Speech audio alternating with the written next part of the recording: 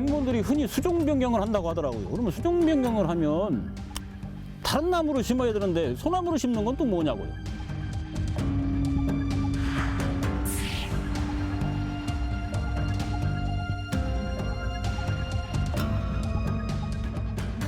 정기적으로 전환해야 하는 압박감이 있어서 그런지 몰라도 우리를 자꾸 연금 밖으로 내놓으려고 하는 것 같아서 답답하기만 합니다. 올해 식목일에도 전국 곳곳에서 어김없이 나무 심기 행사가 열렸습니다. 우리가 나무를 심고 숲을 가꿔야 하는 이유. 오늘을 살아가는 우리뿐만 아니라 후손들에게 남겨줄 수 있는 최고의 유산이기 때문이죠. 그런데 충남 부여군에는 하나의 면 단위 지역에서만 무려 10군데가 넘는 곳에서 벌목이 이루어지면서 60년 된 소나무들이 쓰러져 가고 있다고 합니다.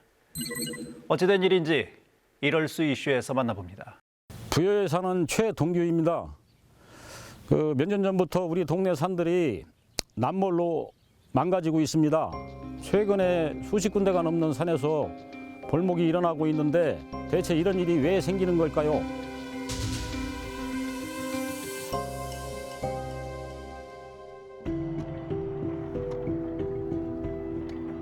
충청남도 부여군 충하면에 있는 석촌산입니다.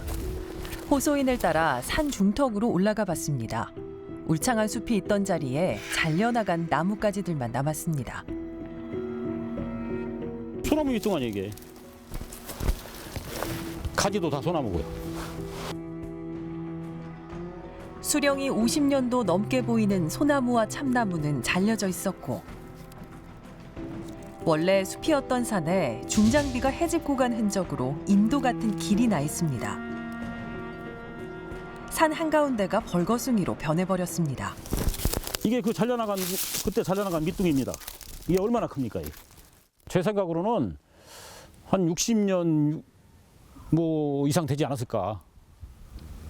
그렇게 추정합니다. 제가 어렸을 때부터 봤으니까. 여기 숲이 빽빽했었어요? 그럼요. 그 일부 저 남은데 저기를 보시면 되지 않겠어요? 저기 보시면 그 밀도를 알 수 있죠. 벌목이 이뤄진 현장은 이곳뿐이 아니었습니다. 부여군 충하면 시루산 일대는 지금도 벌목이 진행 중입니다. 엔진톱으로 그냥 몇 시간이면 뭐 한쪽 부분이 다 드러날 정도로 나무를 다 쓰러뜨리더라고요. 그게 도대체 벌목 허가가 진짜 이거예요. 어떻게 산 중턱까지 길을 내고 5톤차가 올라갑니까? 이게 무슨 행정이냐고요. 산 꼭대기를 벌목한 지 얼마 되지 않아 또다시 진행된 나무 자르기. 충하면 인근의 잘 자란 숲들이 하나둘씩 사라지는 것을 목격한 호소인은 걱정이 많습니다. 이 일대만 해도 거의 한 70%가 다 민둥산 된 거예요, 지금. 이런 식으로 나가다가는 소나무 숲이 하나 남겠어요? 수종 갱신과 목재 채취를 위한 벌목이라지만 수종의 나이와 특성은 전혀 고려되지 않았습니다. 네, 이거 보세요. 이게 아름드립니다. 이게 도토리 나무라고도 하고 떡도토리, 떡갈나무라고 하죠. 떡갈나무. 이게 몇 년 됐겠어요. 이게 두 개인데 두 가지인데 이게 하나씩만 해도 이게 얼마나 오래됐겠냐고. 이런 방식의 벌목이 생태계엔 괜찮은 걸까요? 환경단체의 현장의 모습을 보여줬습니다. 가지치기하고 일부 속가배기해서 환하게 드러났잖아요. 이렇게 되면 여기에 살던 생물들은 전혀 갈 곳이 없습니다. 여기에 보통 이제 고란이라든지 멧돼지 이런 애들은 이제 약간 빼곡한 숲에 사람이 잘 안 보이는 은신처를 만들고요. 나무 위에는 새들이나 이런 애들 둥지를 틀고 있는 거죠. 근데 싹 비면 그 둥지 틀 곳은 사라지는 거고. 부여군 충하면 일대의 벌목 현장은 한두 군데가 아닙니다. 저기 두 곳 보이시죠? 호소인의 제보에 따라 충하면 일대의 산자락을 다녀봤습니다. 모두 한 지역의 산에서 진행된 벌목 현장입니다. 맨 흙을 드러내 흉물스럽게 변한 산. 대체 무슨 일이 벌어진 건지 호소인은 의아하기만 합니다. 공무원들이 흔히 수종 변경을 한다고 하더라고요. 그러면 수종 변경을 하면 다른 나무로 심어야 되는데 소나무로 심는 건 또 뭐냐고요. 산림청은 산림의 공익적 운영을 위해서 숲 가꾸기와 수종 변경 사업을 적극적으로 진행해 왔습니다. 특히 오래된 나무를 베고 어린 나무를 새로 심어서 탄소 흡수율을 높이겠다는 건데요. 2050 탄소 중립 산림 부분 추진 전략안은 30년간 30억 그루 나무 심기 등을 통해 2050 탄소 중립에 3,400만 톤을 기여하는 것을 목표로 하고 있으며 2021년 1월 산림청은 2050 탄소 중립 전략안을 발표했습니다. 전국 14%의 산림 지역에 30년간 30억 그루의 나무를 심고 벌기령, 즉 나무를 벨 수 있는 나이를 단축시키는 등의 내용입니다. 전국 90만 헥타르 규모의 어마어마한 신규 조림지를 조성하는 계획인데요. 그러나 환경단체들은 우거진 산림을 일시에 베어내는 싹쓸이 벌목은 오히려 산림을 파괴한다고 지적했습니다. 엄청 큰 피해가 있죠. 왜냐하면 초지부터 싹 사라지는 거거든요. 그러니까 숲을 하나 싹 비고 나면 아예 그냥 불탄 산처럼 바뀌어버리는 겁니다. 그럼 불탄 산에는 아무도 살지 않잖아요. 거기서 새로 시작해야 되는 거죠. 새로 시작해서 자리 잡는데 한참 걸리는 겁니다. 그래서 보통 뭐 불타고 나면 자연 숲으로 다시 돌아오는 30년 걸린다고 하는데요. 한번 베고 나면 30년 동안은 그 지역의 생태계는 다시 시작해야 되는 거예요. 또한 환경단체들은 어린 나무를 심기 위한다 해도 숲을 통째로 없애는 일은 위험하다고 말합니다. 산사태가 굉장히 많이 발생해요. 제가 곳곳에 봤거든요. 왜냐면 나무가 없으니까 그 일시에 나무가 사라지니까 산사태가 일어나서 밑에 사람도 죽는 경우가 좀 많이 발생을 하고 있죠. 그다음에 그 쓸려 내려간 것이 강물에 들어가서 물을 더 썩게 만든다. 그래서 이거는 단지 나무만 없어졌다 뿐만이 아니라 거기에 살아난 수많은 생명들, 그다음에 사람들에게까지 너무나 많은 피해가 발생하고 있다라고 할 수 있는 거죠. 충북 제천의 싹쓸이 벌목 현장입니다.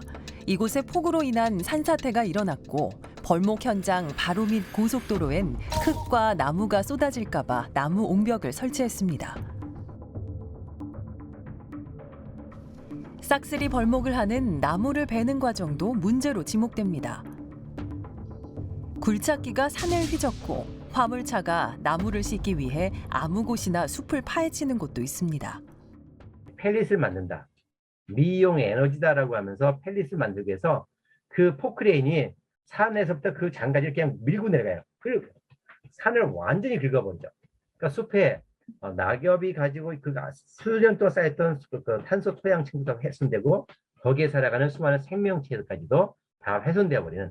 자, 이제 산에 이거 생각해야 돼요. 거름이 풍성해야 탄소를 흡수할 수 있는 나무들이 심어도 잘 자라요. 그런데 산이 완전히 황폐됐어요. 나무를 심어도 제대로 자랄 수가 없다는 거예요. 전국 곳곳에서 대규모 벌목에 대한 우려가 끊이지 않자 결국 산림청은 탄소 중립 계획안을 재검토하기로 했습니다. 일부 논란이 제기되고 있는 사항에 대하여는 앞으로 9월까지 추진 전략을 보완하는 과정에서 전문가와 이해관계자 등의 의견을 적극 수렴해 가면서 충실히 반영해 나가겠습니다.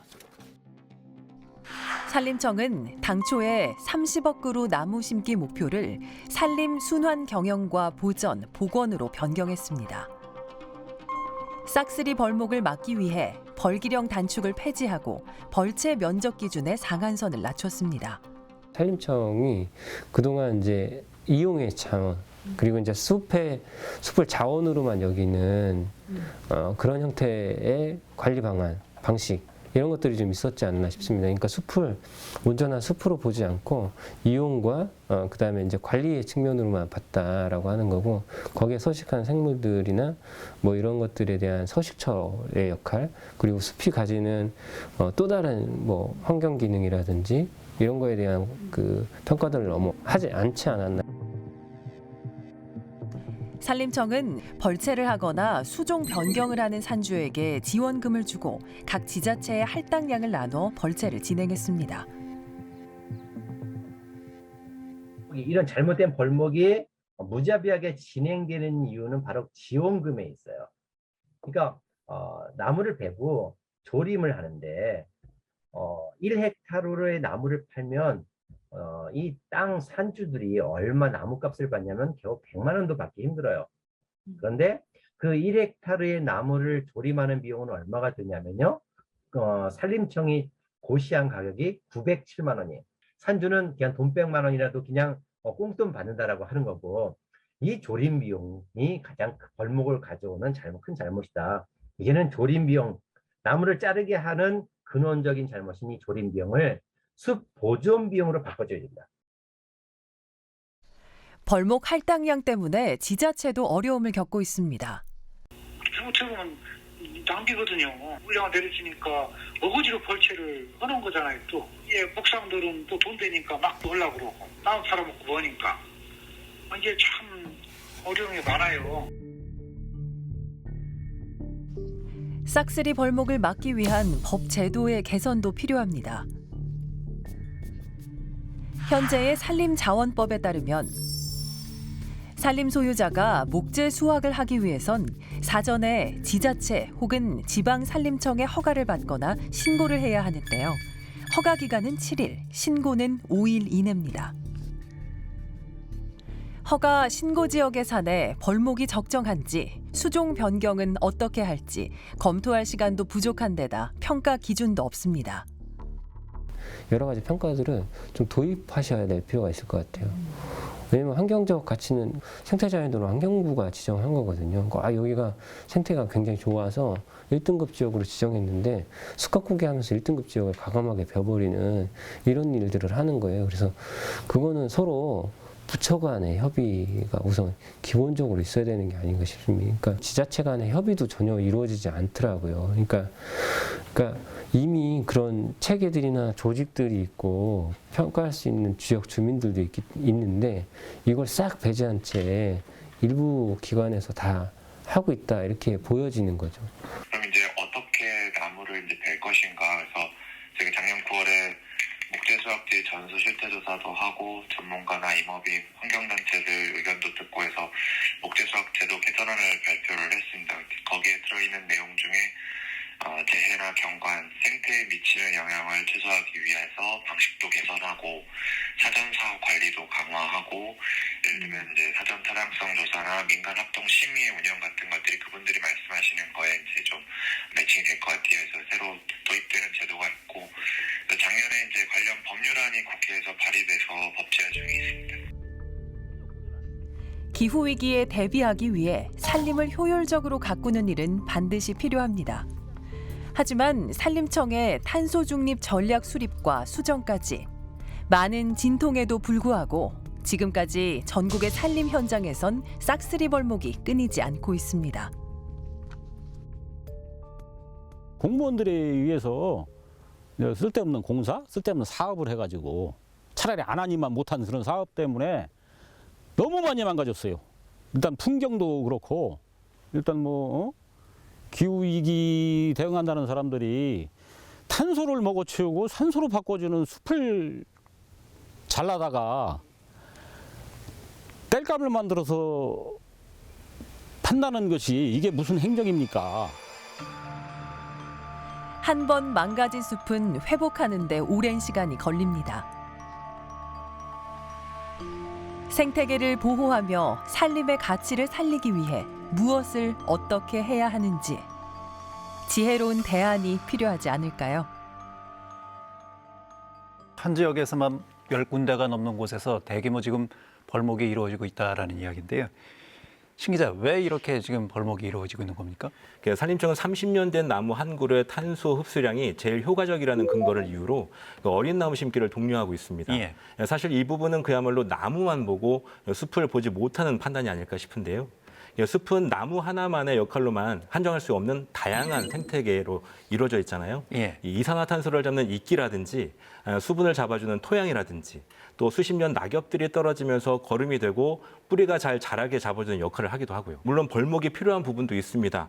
다만 그 목적은 숲을 더 오래 유지하고 보호하기 위해서 여야 한다는 것이죠. 하지만 지금 문제가 불거지는 건 완전히 베어서 숲을 갈아엎는 모두베기, 그러니까 이른바 싹쓸이 벌목이 전국 곳곳에서 너무 많이 이루어지고 있다는 점입니다. 예. 현행법에 따르면 목재 수확을 위한 벌목일 경우 산림 소유자가 지자체장이나 지방산림청장의 허가를 받아야 합니다. 환경에 영향을 미치는 개발 행위는 환경영향평가를 실시하잖아요. 예. 하지만 벌목의 경우에는 별다른 평가 규정이 없는 상황입니다. 그러던 중 지난해 12월 벌채 관련 규정을 개정하는 산림자원법이 발의되었는데요. 발의안에 따르면 벌목 허가나 신고 시에 사전 타당성을 조사하고 일정 규모 이상의 벌채 시에는 지역 주민, 시민단체, 전문가 등이 참여하는 심의위원회를 운영해야 한다는 내용이 포함되어 있습니다. 예. 이런 와중에 지난해 산림청이 산림부문 탄소 중립 전략안을 내놨다가 이 환경단체의 거센 반발을 사지 않았습니까? 결국 환경단체의 이 생태계 파괴 우려를 인정을 해서 애초에 30억 그루 심기 목표는 철회되고 산림 순환 경영으로 목표를 선회하겠다 이렇게 밝혔는데요. 네, 우선 산림청은요. 최근 산사태의 원인이 되거나 산림 파괴의 주범이 되는 대규모 벌목, 싹쓸이 벌목은 이 탄소 중립 전략안과는 무관하다고 수차례 밝혀왔습니다. 예. 또한 탄소 중립 전략안은 아직 계획이 수립 중이므로 탄소 중립과 싹쓸이 벌목은 직접적인 연관이 없는 것이 맞습니다. 산림청은 수정한 2050 탄소 중립 전략에서 도시 숲을 늘리고 유휴 농지를 활용하는 등의 다양한 조림지 조성안을 내놨습니다. 여기에 환경 활동가들은 하천과 강을 활용한 여유지를 이용해서 나무를 심자는 제안도 내놓고 있는 상황이고요.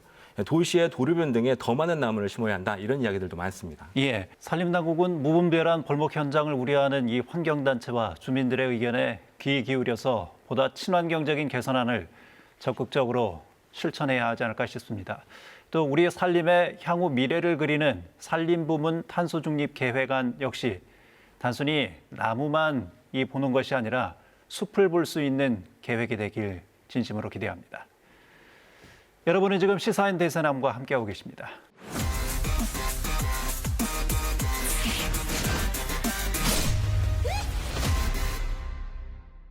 한국기계연구원이 지난해 말 계약직 직원 20명과의 계약을 무더기로 종료했습니다. 길게는 17년에서부터 7년까지 짧지 않은 기간 동안 일해온 노동자들에게 벌어진 일이었습니다. 정규직 전환은커녕 오히려 일자리를 잃게 됐다면서 부당함을 호소하는 계약직 직원들. 하지만 해당 업무가 한시적이라 재계약을 하지 않았다는 사측의 입장. 한국기계연구원의 무더기 계약 해지 사태. 무엇이 문제인지 시민일보 불청객이 찾아가 봤습니다. 저는 지금 대덕 연구개발특구안에 있는 한국기계연구원 앞에 나와 있습니다. 지난해 말 이 연구원 같은 부서 직원 20명이 무더기로 계약 해지를 당했다고 하는데요. 어떤 일이 벌어졌던 것일까요? 10년 넘게 일해온 직장을 하루아침에 잃게 된 연구자들. 그래서 이들의 마음은 찹찹할 수밖에 없습니다. 정부에서는 공공기관 비정규직 비율을 줄이라고 하잖아요. 그런데 우리가 여기서 계속 일하면 정규직으로 전환해야 하는 압박감이 있어서 그런지 몰라도 우리를 자꾸 연금 밖으로 내놓으려고 하는 것 같아서 답답하기만 합니다. 당시 일자리를 잃었던 노동자를 만나보았습니다. 공공기관의 비정규직의 정규직화 추세라서 저희들은 당연히 정규직으로 전환이 될 줄 알았고 또 그에 따라 계약도 당연히 갱신이 되는 걸로 그렇게 알고 열심히 일을 하고 있었습니다. 한국기계연구원은 지난 2000년부터 기계류 부품 신뢰성 평가 기반 구축 사업을 진행하고 있는데 이는 소재 부품 전문 기업 육성을 위한 특별법에 근거하고 있습니다. 이 사업은 몇 차례 이름이 바뀌긴 했지만 20년 넘게 지속되고 있고 이 연구원에선 이들과 계약을 계속 유지해 왔는데요. 그 기간이 다 끝나서 재계약을 안 하겠다는 겁니다. 그런데 관련법이 한시법에서 상시법으로 지금 전환이 되었고 정부에서도 지금 소부장 관련 연구 R&D 쪽에 투자를 올리고 있는 추세입니다. 그렇기 때문에 저희는 이 지금 연구원에서 계약을 저 종료한다는 게 말이 안 된다고 생각을 하고 있습니다. 소재 부품 장비 산업의 중요성이 확대되면서 이 특별법은 지난 2021년 한시법에서 상시법으로 변경됐습니다. 그래서 기계연구원의 일방적인 계약 종료엔 문제가 있다는 이야기인데요. 저희 연구실이 소재품 장비 수거 연구시설로 지정이 되었습니다. 그거 관련된 그 내용입니다. 네. 활발한 연구 활동으로 이 연구자들은 여러 성과를 내고 있었습니다. 저희가 하던 일이 아직도 많이 남아있는데 이런 상태에서 이렇게 계약을 종료하는 것은 말이 안 된다고 생각합니다. 또 다른 문제점을 지적하는 연구자들도 있습니다. 2020년 4월 30일이 새로 계약을 체결하는 날인데 3일 전쯤에 인력개발실장이 갑자기 찾아와서 신뢰성 평가연구실 지원 전원에 계획 확약서 서명을 요구했어요. 무슨 내용인가 봤더니 연구과제 종료와 상관없이 2021년 12월 31일에 계약이 종료되고 여기에 법적으로 이의를 제기하지 않는다는 내용이 있더라고요. 그럼 문제 제기 같은 건 안 하셨나요? 서명을 하지 않으면 계약 연장이 이루어질 수 없다라는 취지로 얘기를 해서 저는 서명을 했습니다. 재계약을 위해 어쩔 수 없이 했던 서명. 그런데 이후 이해할 수 없는 일이 벌어졌습니다. 더 어이없는 건 자기들이 이런 확약서를 받아놓고 그 당시에 계약서에도 그 내용을 표시해 놨는데 1년 뒤에 계약서를 새로 작성할 때 이 조항을 삭제하고 원래 조항을 넣었더라고요. 아, 이게 그 새로 작성된 계약서인가요? 네, 맞습니다. 동영상에 보면 본 계약은 활용과제 종료 시까지 하며 중도의 과제가 종료되는 경우에는 과제 종료 시점에 계약을 종료한다. 이에 따른 민형사적, 법적 이의는 물론 사적 이의를 제기하지 않는다. 자기들이 분명히 과제 종료 시점에 계약을 종료한다고 해놓고선 그 전에 협박식으로 받은 확약서 내용 가지고 계약을 연장하지 않은 겁니다. 진짜로 계약을 종료할 줄은 꿈에도 상상하지 못했죠. 사업도 계속되고 있고 나중에 체결된 계약서에 과업 종료 시점까지 계약을 유지한다는 내용이 있어서 이들은 계약 연장을 요구했습니다. 하지만 한국기계연구원은 재계약 불가를 통보했습니다.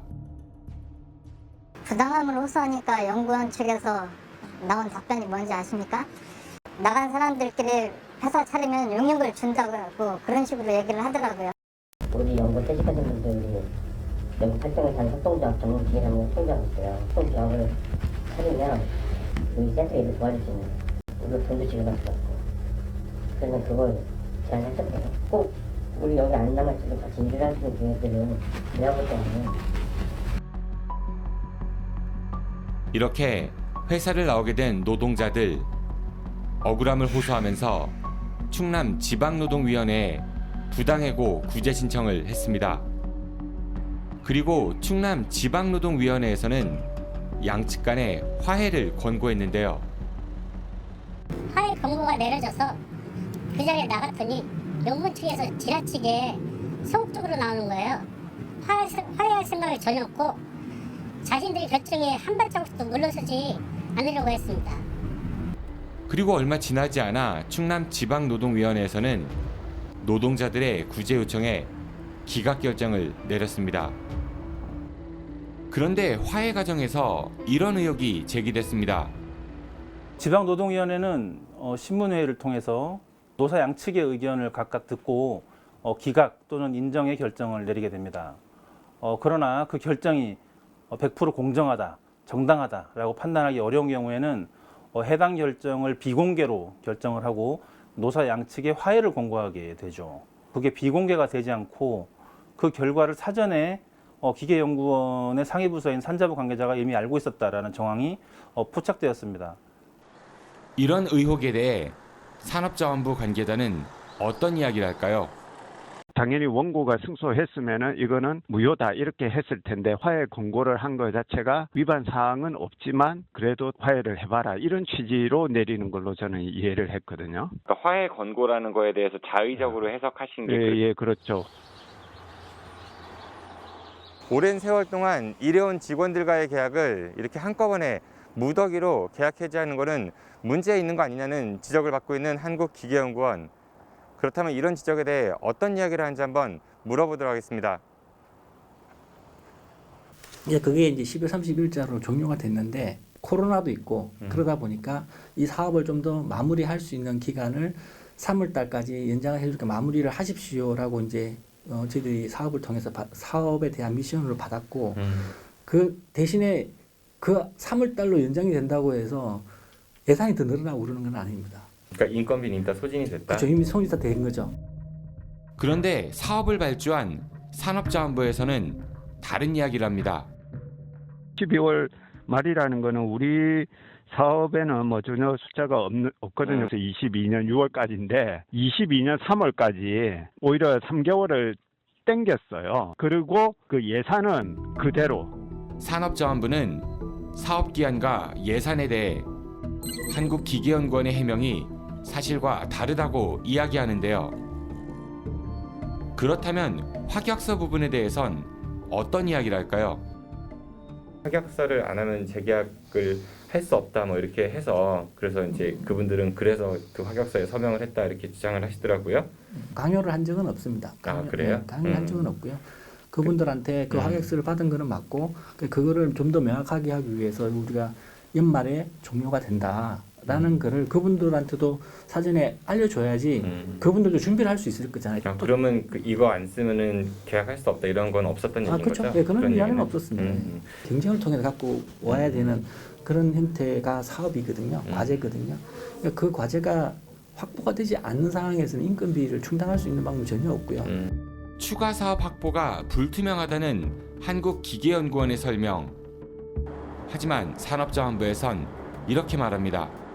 조만간에 사업은 또 조금 더 연장을 시키고 새로 신규 예산을 좀 확보해가지고 뭐 그럴 계획도 있고요. 그다음에 내년도부터 시작할 때 이제 또 새로운 신규 사업을 기획을 해야 되기 때문에 그것도 하고 있고 그러니까 뭐 사업 자체가 완전히 사라지는 사업은 아니고 형태를 바꿔서 또 진행을 돼야 되는 상황이고 이번에 해고된 20명의 근로자분들은 소재 부품 융합 얼라이언스 분야 이외에도 연구원의 다른 업무도 다양하게 수행해 왔습니다. 따라서 단순히 사업이 완성되었기 때문에 기간제법 예외 사유다라고 주장할 수는 없을 것이고 이분들은 일터로 지금이라도 돌아가시는 것이 옳다고 생각합니다.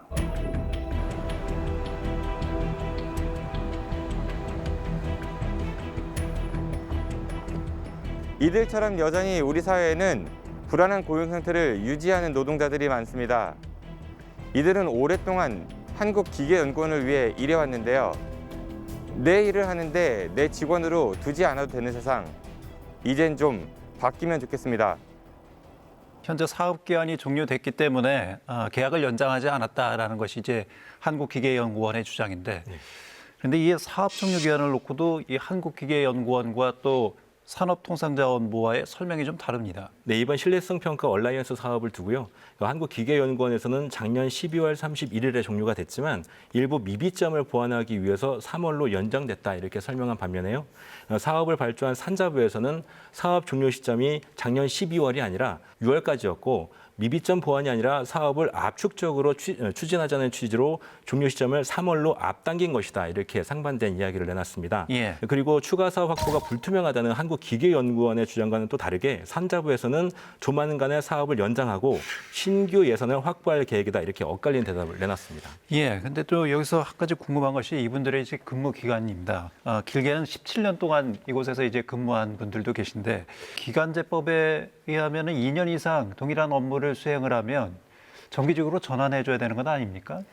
네, 그렇습니다. 흔히 우리가 기간제법이라고 부르는 기간제 및 단시간 근로자 보호 등에 관한 법률에 의하면 기간제법에서는 사용자가 기간제 근로자를 2년 이상 사용한 경우 그 근로자를 기간에 정함이 없는 근로자로 보는 간주 규정이 있고 이에 따라 사용자는 그 근로자를 무기계약직으로 전환해야 합니다. 예.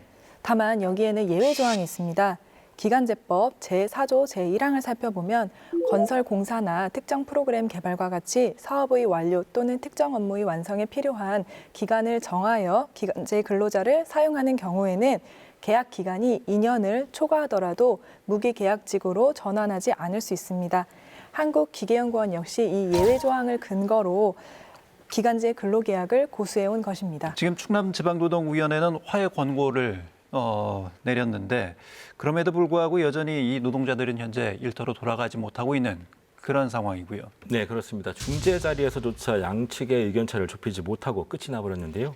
안타깝게도 계약 해지 노동자와 기계연 간 대립 사태는 당분간 계속될 전망이어서 이분들의 고통도 당분간 계속 이어질 전망입니다. 정부는 지난 2017년부터 공공부문 정규직화 정책을 추진하고 있지요. 이 정책은 공공부문에서부터 우리 사회의 심각한 문제인 비정규직 남용과 또 차별 구조를 바꾸자는 취지를 담고 있습니다. 하지만 여전히 많은 노동자들은 장담할 수 없는 미래 때문에 불안해하고 있습니다. 이번에 계약 해지 노동자들이 고용 불안으로부터 자유로워질 수 있도록 서로 간의 대립을 멈추고 상생의 방향을 찾길 기대합니다. 대전, 세종, 충남 지역민들의 관심과 제보로 만들어지는 시사인 대세남, 전화와 이메일을 통해서 여러분의 제보를 기다리고 있습니다.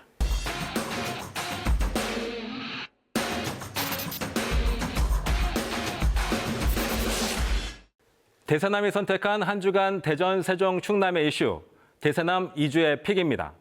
첫 번째 2주의 픽은 한화이글스 방 뺀다입니다. 지난달 29일 취임한 허구현 신임 KBO 총재의 발언으로 대전을 비롯한 충청권 야구팬과 체육계가 뜨겁게 달아올랐습니다.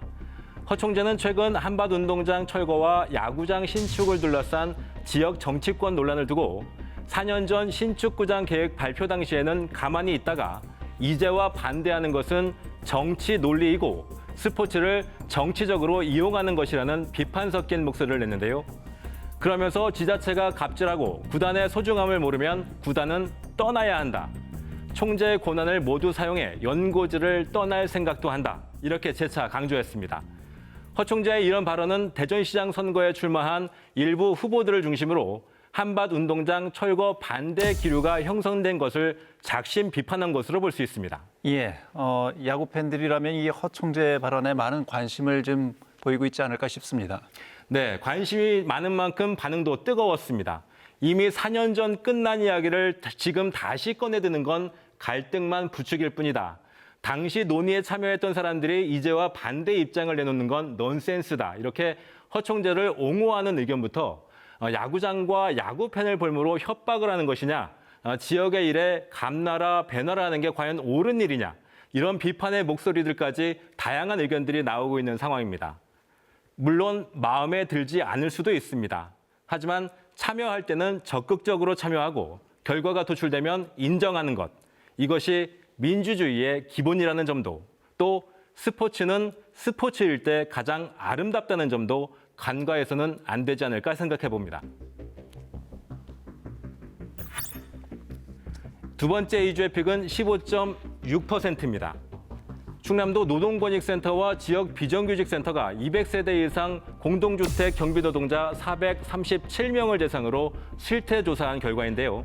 충남 공동주택 경비노동자의 15.6%가 3개월 이하 초단기 계약을 맺고 있는 것으로 조사가 됐습니다. 이렇게 초단기 쪼개기 계약을 하는 이유는 어디에 있습니까? 여러 복합적인 상황 중에서도 두 가지 정도를 추려보면 간접 고용과 법제도 예외 조항을 꼽을 수 있을 것 같습니다.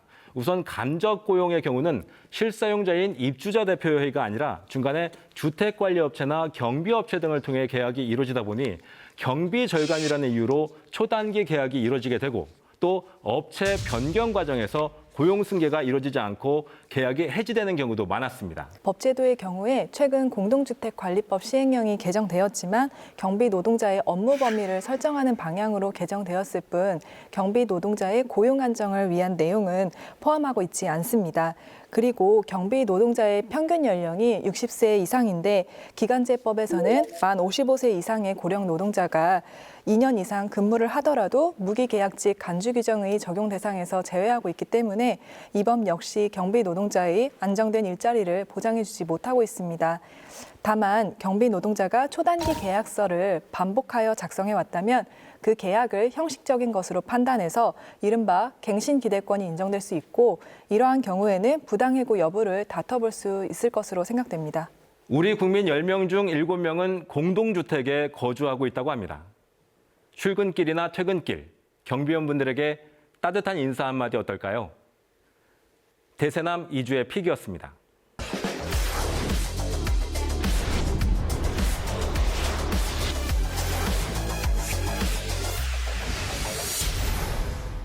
대통령직 인수위원회가 임대차 3법을 개정해서 민간 임대를 확대하겠다라는 방침을 밝혔지요. 임대차 3법은 2020년 7월 31일 시행 이후에 2년이 채 되지 않은 법입니다. 인수위 측은 임대차 3법이 시장에 혼란을 주고 있어서 폐지, 축소 등 손질이 불가피하다 이런 입장입니다. 오늘 집중 인터뷰는 논란 속의 임대차 3법 개정 계획에 대한 기대와 우려를 살펴보겠습니다. 두 분의 전문가를 모셨습니다. 서용원 한국공인중개사협회 대전CG 부장, 박유석 대전과기대 금융부동산 행정과 교수 두 분입니다. 어서 오십시오. 안녕하십니까. 예, 인수위의 임대차 3법 폐지 축소 이 방침에 대해서 두 분은 어떻게 보시는지 그 부분을 먼저 좀 말씀을 듣도록 하겠습니다. 임대차 3법이라고 하는 것이 이제 어떤 목적은 이제 임차인을 좀 보호한다는 목적입니다. 예. 그런데 현재 시장 상황이나 아니면 어떤 제도적인 한계가 지금 나타나고 있다라고 좀 볼 수 있을 것 같거든요. 임차인 보호를 목적으로 함에도 이제 아이러니하게 전월세 가격이 좀 올라갔죠. 올라가면 그 올라간 금액에 대한 부담, 이거는 결국 임차인에게 전가가 될 테고요. 또 이러한 제도가 명확하게 되지 않고 어떤 허점들이 좀 있었기 때문에 임차인과 임대인의 갈등이 좀 발생할 수 있습니다. 근데 이런 예. 상황에서도 어떤 임차인의 보호보다는 임대인이 오히려 더 유리해지는 상황이 좀 발생을 해요. 그래서 이러한 임대차 3법으로 인한 어떤 시장의 혼란이라든지 아니면 문제점 이런 것들도 이번에 이제 인수위에서도 좀 인지를 좀 하고 있는 것 같습니다. 그래서 폐지는 조금 어려울 것 같고 이제 점진적으로 예. 이제 필요한 부분에 대해서 수정 보완하는 게 필요하다고 생각을 합니다. 예. 임대차 3법이 사실 그 보면 임차인들을 보호하기 위해서 서민들의 주거 안정을 위해서 탄생된 법인데 아직 2년도 안 됐는데 또 이게 또 폐지 논란이 벌써 또 일어나고 있거든요. 그래서 과연 왜 이 법이 탄생이 됐는지 또 어떤 문제점이 있는지 이 부분에 대해서 정치적인 논리가 아니라 시장 논리에 좀 맞춰서 이걸 풀었어야 되는데 너무나 정치적인 논리로 표를 의식한 이런 정책이 아니었나 이런 생각을 좀 해보기 때문에 이 부분에서 문제가 있다라고 보면 이 부분에서 어떤 문제점이 있는지 전문가들하고 또 당사자들하고 충분히 협의를 해서 그걸 보완 쪽으로 가는 게 맞지 않냐 이런 생각을 저희들은 좀 하고 있습니다. 곽 변호사가 저 임대차 3법이 구체적으로 어떻게 내용이 되어 있는지 이 부분을 설명을 듣고 좀 더 말씀을 좀 나눠보도록 하겠습니다. 네, 임대차 3법은 계약갱신 청구권제, 전월세 상한제, 전월세 신고제를 담은 개정주택임대차 보호법을 일컫는 말인데요. 계약갱신 청구권제는 임차인이 희망하는 경우 1회에 한해 계약갱신 청구권을 보장하여 4년을 확보할 수 있도록 하는 것이고요. 전월세 상한제는 재계약 시 임대료를 직전 계약의 5% 이상 증액하지 못하도록 한 것입니다. 마지막으로 전월세 신고제는 임대차 계약 30일 이내에 주택 소재지 관청에 임대차 보증금, 임대차 기간 등을 관련 정보들을 신고하도록 의무화한 제도입니다. 지금 인수위에서는 특히 계약갱신 청구권제와 전월세 상한제 이 두 가지 제도에 문제가 있다고 판단하고 있는 것 같습니다. 예. 자, 그렇다면 임대차 3법 시행 이후에 시장의 반응, 변화는 어땠는지 이 부분을 좀 살펴봐야 될 것 같습니다. 서용원 지부장님께서는 뭐 현장에서 많은 분들을 만나 보시지 않습니까? 네, 임차인들 입장에서는 당연히 환영을 하죠. 왜냐하면 지금까지 2년 정도 보장을 받았었는데 4년을 보장받기 때문에 임차인들 입장에는 상당히 거주 쪽에 안정적으로 좀 받아들이기 때문에 상당히 좀 긍정적으로 받아들이고 있는 반면에 예. 임대인들 입장에서는 4년 동안에 쉽게 매매도 할 수도 없고 또 임대료도 5% 범위 내에서밖에 올릴 수 없는 그런 상황이기 때문에 대체적으로 임대인들은 좀 불만이 많은 거고 임차인들은 환영하고 있는 쪽이었습니다. 그런데 예. 앞으로 지금 그 계약갱신권이 2020년 7월 지금 30일 날 법이 개정이기 때문에 올해 되면 계약갱신권이 다시 또 이제 2년을 또 해야 되는 그런 계약이기 때문에 아마 임대인들 입장에서 봤을 때는 그러다 보니까 2년 동안에 올려야 될 거를 한 번에 다 올리는 임대인들은 무조건 종부세도 올리고 보유세도 올리고 양도세 다 올리면서 임대인들한테 오면 아무런 혜택이 없었습니다. 무조건 예. 임대인한테 어떤 희생만 강요하는 법이기 때문에 아마 임대인들이 여기에 대한 저항이 좀 많지 않았나. 그래서 이런 부분들을 서로 밸런스를 좀 맞출 수 있는 법으로 좀 개정이 돼야 되지 않느냐. 임대차 3법이 뭐 부정적인 측면만 존재하는 건 아니고요. 예. 뭐 계약갱신율이 높아진다든지 아니면 평균 주거 기간이 늘어났다는 게 이제 주거의 안정성에 기여를 했다는 얘기가 되잖아요. 그러다 보면 우리가 일반적으로 뭐 한 집에서 뭐 2년, 뭐 1년 이렇게 짧게 옮기는 경우도 있지만 조금 길게 살고 싶어 하시는 분들이 있거든요. 그런 분들한테는 어떻게 보면 참 필요한 법이다라고도 할 수 있습니다. 지금이라도 이제 수정이나 보완을 통해서 이런 부분을 좀 개선할 수 있는 그런 걸 좀 해야 될 것 같아요. 자, 그러면 민간임대 활성화에 대한 또 여러 우려의 목소리도 있습니다. 민간임대 활성화가 결국 이제 다주택자들의 투기 수단으로 전락하는 것이 아니냐 이런 또 비판의 목소리도 있고요. 임대 아파트가 지금 임대주택이 전국적으로 지금 한 300만 호 정도가 지금 공급이 되겠는데 이거 형태가 여러 가지가 있습니다. 그러니까 매입 임대가 있고 그다음에 건설 임대가 있고 공공 임대가 있거든요. 세 가지 임대가 있는데 저 같은 경우에 생각했을 때 건설 임대 같은 경우에는 저는 상당히 장려를 하는 부분입니다. 그 부분에 대해서는 많은 혜택을 좀 줘서 많은 공공 임대 물량이 시장에 좀 나올 수 있게끔 공급 위주로 가야 된다는 것에 저는 찬성을 합니다. 그렇지만 반면에 매입 임대 아파트 같은 경우에는 갭 투자를 이용해서 이 민간 임대사업자 등록을 이용해서 세제 혜택을 받으면서 갭 투자를 이용해서 그 임대인들이 그걸 투기 목적으로 했을 때 공급이 또 차단되면서 부동산 시장에 어떤 교류 현상이 지금 발생되고 있는 현상이 있거든요. 그래서 그런 부분을 어떻게 완화를 우리가 제대로 정책에 녹아들 수 있게끔 할 수 있을 건가에 대해서도 연구가 필요하다고 생각합니다. 저는 공공 부분이 모든 임대 아파트, 그러니까 임대에 관련된 부분을 책임질 수 있다면 공공 부분이 하는 게 맞다고 생각을 하죠. 어떤 특별한 어떤 시장의 변화에도 좀 자유로울 수 있고 여러 가지 장점들이 있을 건데요.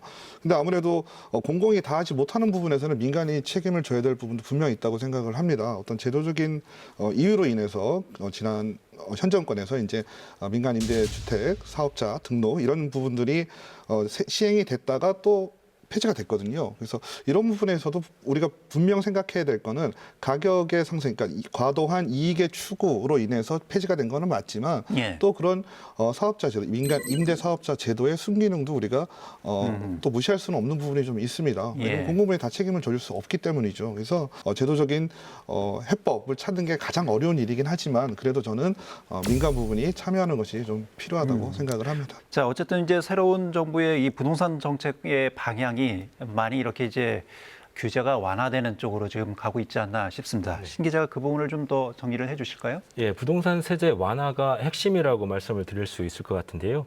종부세를 깎아주고 장기적으로는 재산세하고 통합을 해서 집에 대해 세금을 한 번만 내게 해주겠다 이런 방안이 거론이 되고 있고요. 또 현 정부의 대출 규제도 변화를 예고를 했는데요. 다주택자가 집을 팔 때 세금을 무겁게 내는 것도 2년간 미루는 한도 검토될 것으로 보입니다. 또 집 살 때 빌리는 대출도 그 한도를 집값의 70%까지 올려주고 청년에게는 80%까지 올려주는 한도 검토되고 있습니다. 임대차 관련 제도를 손보겠다는 의지도 강력하게 전해지고 있는 상황입니다. 이렇게 이제 규제를 많이 풀다 보면 지금 안정화되고 있는 부동산 시장을 다시 또 들썩이게 할 수 있지 않겠느냐 이런 우려도 있지 않겠습니까? 네, 그런 우려도 분명히 있습니다. 그리고 어느 정도 그럴 거라고 보는데요. 저는 그 부분에 대해서도 조금 생각해 봤던 게 우리가 과거 2, 3년 전에 부동산 가격이 급격하게 올랐던 시기와는 지금은 조금 차이가 있습니다. 어떻게 보면 뭐 글로벌적인 어떤 상황도 있을 수 있지만 저는 가장 큰 거는 이제 금리에 대한 문제라고 생각을 합니다. 부동산은 어쩔 수 없이 레버리지를 좀 은행의 대출을 이용을 좀 해야 되는데 지금 은행의 금리가 앞으로 계속 오를 거고 과거처럼 이렇게 레버리지를 마음껏 쓸 수가 없습니다. 그러다 보니까 지금 새 정부에서도 어떤 규제 완화나 시장의 기능을 회복시키는 정책을 내면서 어느 정도 한편으로는 이런 금리로 인한 어떤 부동산 시장의 투기가 과거처럼 만연할 것이다라고 보고 있지는 않은 것 같고요. 실수요자 위주의 시장으로 좀 개편이 될 것이다라고 기대를 하고 있는 것 같습니다. 사실 문재인 정부 들어서서 집값이 많이 오르지 않았습니까? 그러면 다주택자분들께서는 상당히 문재인 정부를 지지를 해야 되는데 다주택자분들까지도 문재인 정부에 대해서 저항을 했다라는 게 왜 그랬을까를 생각해 보면 너무 세금이 너무 많았다라는 얘기죠. 근데 그것도 소급 적용을 했기 때문에 저는 그렇다고 생각합니다. 왜냐하면 내가 살 때까지는 양도세가 예를 들어서 뭐 12% 정도, 에서 45% 정도 이 정도라고 생각을 했는데 갑자기 중과세를 또 여기다가 추가를 한다고 하면 거기에 대한 불만이 많았던 거거든요. 그래서 정부 정책에 대한 어떤 일관성이 없어서 그렇다라고 보는 거거든요. 어떤 그 믿음을 가고 신뢰를 할 수 있고 예측이 가능한 정책이 있어야 되는데 그때마다 계속 법이 바뀌었다는 얘기죠. 그거에 대한 아마 국민들이 문재인 정부에 대해서 실망을 하지 않았다 생각합니다. 그래서 정권이 이제 바뀌었다고 그래갖고 일방적으로 또 밀어붙이식의 어떤 그 정책을 또 한다라고 했을 때는 또 거기에 대해 또 분명히 그것도 실패할 겁니다. 그 정책은. 예. 그리고 국민들이 믿으려고 하지 않을 겁니다. 그래서 그거에 대한 문제점을 보완하고 또 뭐 빨리 이 정책을 발표하려고 하지 말고 좀 늦더라도 충분히 어떤 전문가들이나 시민들의 당사자의 이 의견을 좀 반영한 정책으로 가는 게 옳지 않느냐라는 생각을 좀 해봅니다. 예, 어떤 정책이든 어떤 법이든 어쨌든 궁극적으로는 서민들의 주거 안정에 기여해야 되는 것이 정부의 역할이고요. 또 법의 책무이지 않을까 싶습니다. 그런 측면에서 과연 향후 이제 새로운 정부가 출범하게 되면 향후 부동산 시장은 어떤 방향성으로 갈 것인지 이게 뭐 조심스럽고 예측하기가 어렵긴 합니다만 그래도 좀 전망을 해봐야 될 것 같습니다. 앞으로 이제 주택을 좀 구매하려고 하셨던 분들이 아마 대선 때 많이 조금 기다리셨을 거예요. 대선 이후에 내가 이제 주택을 구매를 해야 되겠다라는 분들이 계실 텐데요. 앞으로 공급이 늘어나게 된다면 실제로 분양을 받으시려고 하는 분들의 선택의 폭이 넓어질 수 있는 가능성도 있습니다. 물론 그 기간이 뭐 올해가 되느냐 내년이 되느냐 그런 기간의 차이는 좀 있을 수 있겠지만 그런 공급의 확대를 통해서 그런 상황이 좀 올 수 있기 때문에 본인에게 어떻게 더 잘 맞는 조건이라든지 이런 거를 좀 꼼꼼히 따져보시고 가장 잘 맞는 곳의 아파트를 아무래도 아직까지는 분양이다 보니까 분양 아파트를 고르시는 게 내 주거를 구하는 방법이 될 것 같습니다. 예. 현 정부가 모든 규제를 완화한다고 해서 부동산 가격이 급격하게 뭐 변화나 이런 건 없을 거로 생각을 합니다. 그래서 예. 국민들이 어떤 그 정치도 좀 정치적인 어떤 부동산 정책에 대해서 좀 읽어야 되고 안목도 좀 있어야 되겠지만 너무나 투기 쪽보다는 실수요자 위주로 좀 갔으면 하는 그런 바람을 가지고 있습니다. 예, 알겠습니다. 두 분 오늘 말씀 고맙습니다. 감사합니다. 네. 마트에 진열되어 있는 상품은 일정 기간의 유통기한이 지나면 새로운 상품으로 교체가 됩니다. 언제부터인가 우리 사회의 노동에도 이런 유통기한의 꼬리표가 붙었습니다.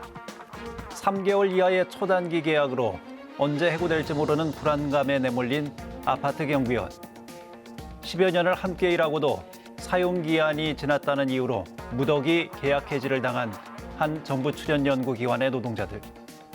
마치 유통기한이 지나면 폐기되고 새로운 것으로 교체되는 상품처럼 되어버린 오늘 우리 노동의 현실.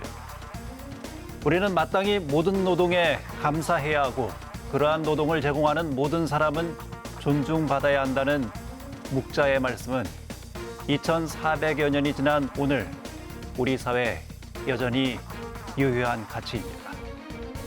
시사인 대서남 다음 시간에 뵙겠습니다.